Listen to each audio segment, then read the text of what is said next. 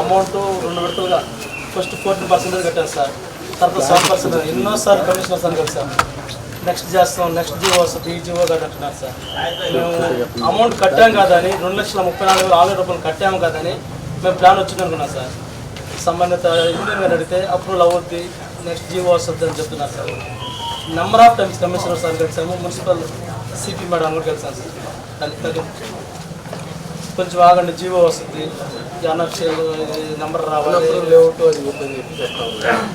అన్నప్పుడు లేఅవుట్లో ఎక్కడ కూడా 14.5% కట్టి ప్రస్తుతానికి జీవో ఉంది సార్.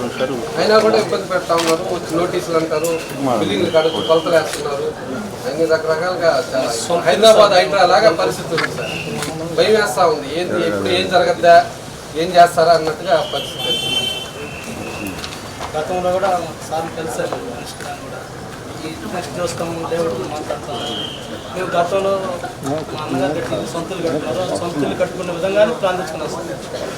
ఇంజనీర్ గారు కూడా మేమేం చేయలేము, వెయిట్ చేయండి అంటున్నారు.